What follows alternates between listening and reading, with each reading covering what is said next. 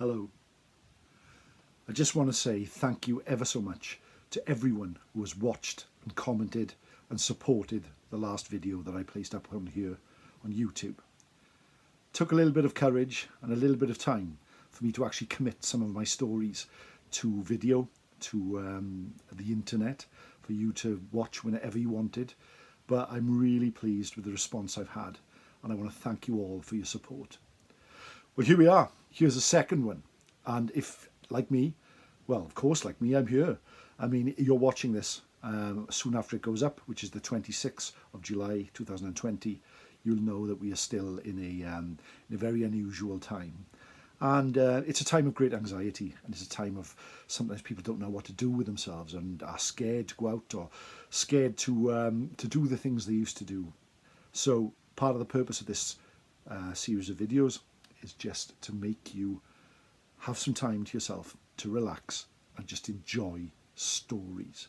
You can forget about what's going on in the outside world for just a few moments and listen to a story being told. I had intention to tell a certain tale today, but just before I pressed that red button, I decided to change that. And the tale I'm going to tell is a little bit different to the one I intended to tell, and a little bit sadder. But just because a tale is sad doesn't mean we shouldn't listen to it or shouldn't learn something from it or shouldn't enjoy it. So it's a sad tale, spoilers, but it's a good tale, an absolute classic tale from Wales, and one in which, even if you have not heard it before, I'm sure somewhere in your subconscious you will know this story. There are variants of it all over the globe, but the most famous one comes from Wales, and I'm about to tell you it now. So please, relax. Just switch off your minds, listen to the tale, and enjoy this, one of the greatest of all Welsh stories. But before I start, let me just tell you about the time between times. The time when it is neither night nor day, but the sun has gone and the sky is grey. The time when the veil between our world and the fairy world grows wafer thin. A time where the veil is so thin you can reach out with your hand and it will go into the fairy realm, and they can reach out into our realm. This is the time that people see ghosts. This is the time that people see lights in the sky. And this is the time of stories. So let us gather around the fireplace at the time between times. We can hear the howl of wolves. We can hear the growl of bears. But we know we are safe here in the time of stories. So quieten your mind, relax your breathing, and listen to this tale. Many, many years ago, here in Wales, there lived a great king. His name was Llywelyn Mawr, and he was known from the north of Wales to the south, from the east to the west. He was known as a great lord and feared as a warrior, but admired for his wisdom. Everywhere he went, people would bow to Llywelyn. He was wise, he was true, he was just, a great hunter, a great warrior, and he was king. But although he was king, his life had been touched by tragedy, and many years ago, his wife, whom he married on a beach in faraway West Wales, when she arrived on a boat with her hair flowing back and golden locks brushing in the wind. But not long ago, she had died in childbirth, leaving Llywelyn with a small infant son, whom he loved with all his heart. And although he ruled the land, and everyone loved him, inside he was lonely. For now in his life, there were only two beings that he trusted. His baby son, whom he spoke to for hours every night, and his great hound, Gelert. Gelert was the greatest of all hounds. standing up the height of the shoulder of a normal man. They say he could open his mouth and take the head off a warrior should he have to. But his heart was golden and true, and Llywelyn loved him. When Llywelyn ate, Gelert sat at his feet. When Llywelyn slept, Gelert sat at the foot of the bed. Gelert went everywhere with Llywelyn. They hunted, they marched, they rode, everywhere together. Gelert was Llywelyn's greatest friend.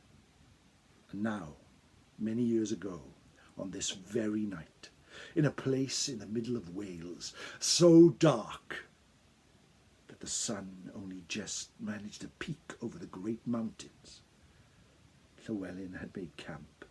For now was a very bad time. Llywelyn's enemies had ridden into Wales and threatened to overwhelm his people.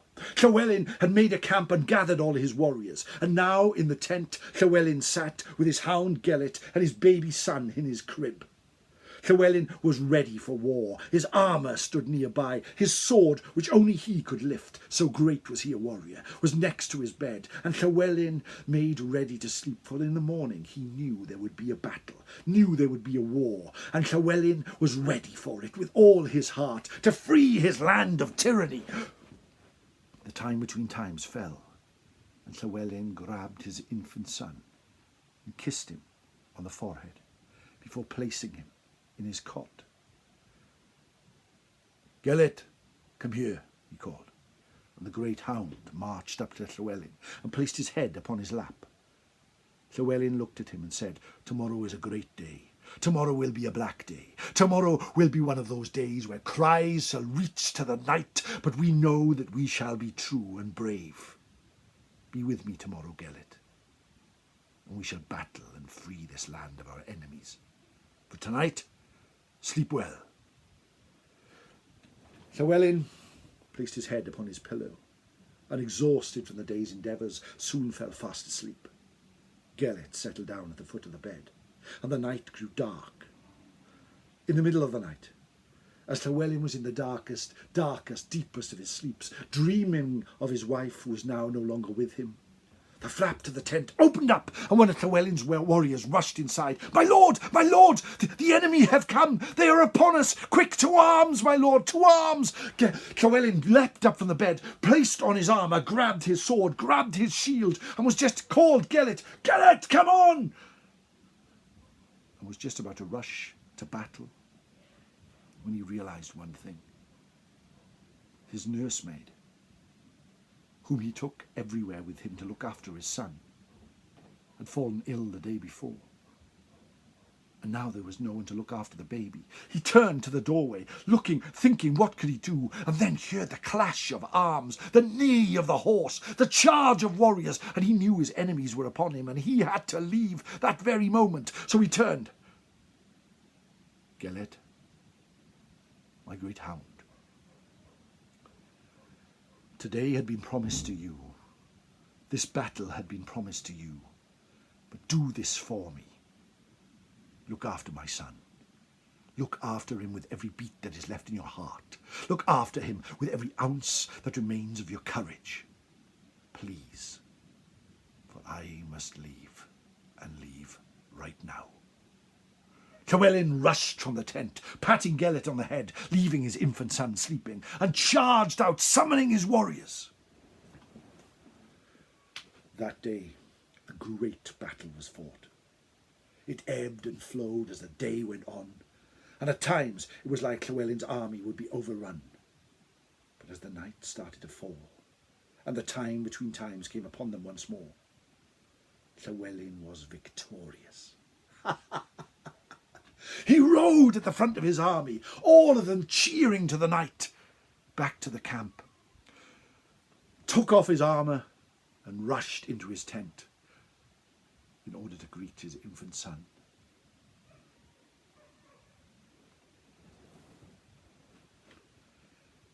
But the sight that he met was not one that he expected. As he stepped into the tent, he noticed that the blankets on the bed and some tapestries that he had placed in there had been ripped and torn along the ground. He noticed his clothes were all over, spilled across the floor and covered with blood. He rushed to the baby's crib, but it had fallen to the ground, and the blankets were torn, covered with thick red gore. Of Gelert, nothing could be seen. Llewellyn looked under the bed, pulled things aside, could find nothing. And suddenly, the flap to the tent was pushed open, and in strode the great hound, Gelert, his mouth covered in thick red blood. Llewellyn knew at this moment that he had committed a huge mistake. Llewellyn knew at this moment that his trust in his great hound had been unfounded. Llewellyn knew at this moment that on the day of his greatest triumph, he had had his greatest defeat. That while he was away, battling with his enemies, his great hound Gelert had slain his infant son. Llewellyn fell to his knees and wept. His whole heart broke at that very moment. His life fell apart as he knew that the hound had done the darkest deed of all and slain his son. Gelert rushed forward and nudged the weeping lord, looking for an embrace. Llewellyn's rage knew no bound. And he stood up and reached and pulled his huge sword up above his head and brought it down with a crash.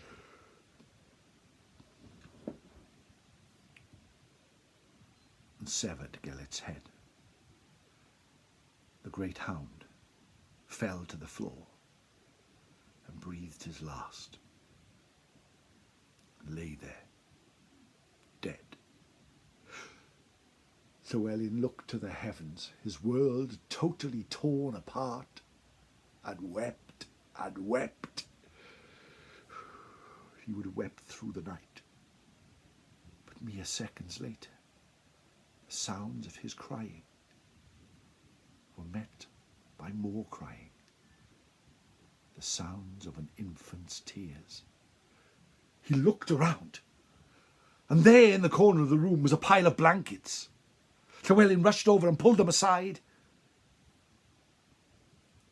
There was his infant son, safe and unharmed. Llewellyn looked more, and there under the blankets, he saw a paw sticking out, pulling them aside. He saw the body of a giant wolf, its neck broken by the bite of a hound. The baby was safe and unharmed as Llewellyn held it to his chest. And then he guessed, he knew what had happened in his absence. It seems that while Llewellyn was fighting a battle against his enemies, Gelert had fought a battle in this tent.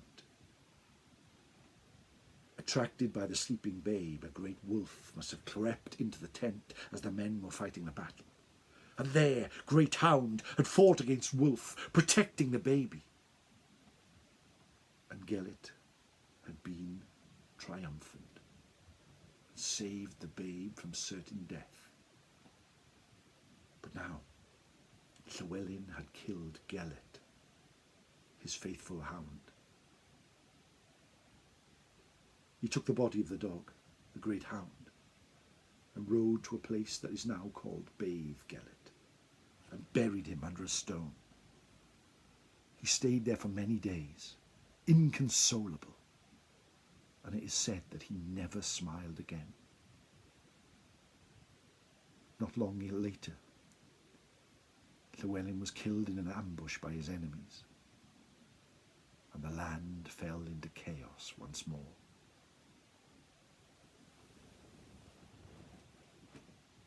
The name Gelert lived on, and there in Gelert in North Wales, the stone is still there, And though many say it is but a tale made up to please the masses, others gather hope, for it is a sign of loyalty, and a sign not to be too hasty, and a sign to always look a little bit further, because sometimes things are not always what they seem.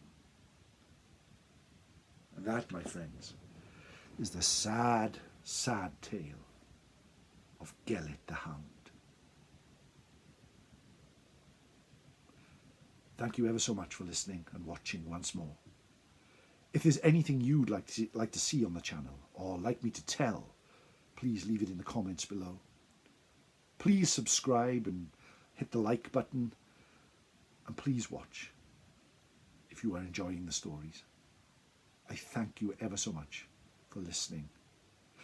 This week, if you're watching this week, which is the last week in July 2020, I recorded some tales with the History Hack podcast, so please check that out, and you hear me telling stories there as well. So please have a listen there. And if you're looking in the future and you've been brought back because of the History Hack podcast, thank you ever so much for joining us here on Time Between Times. As I said, if there's any suggestions you have or any comments, please add them on the comments list, or be in touch, or any stories you'd like to hear. It doesn't have to be just from Wales, it could be from absolutely anywhere. I'm happily research them and tell them to you. Enjoy your week. Have a great time. Be happy, but always know that there is a place where you can come and be safe and listen to tales. And I look forward to gathering again at the Time Between Times. In the meantime, have a great week, and thank you ever so much for listening. No star.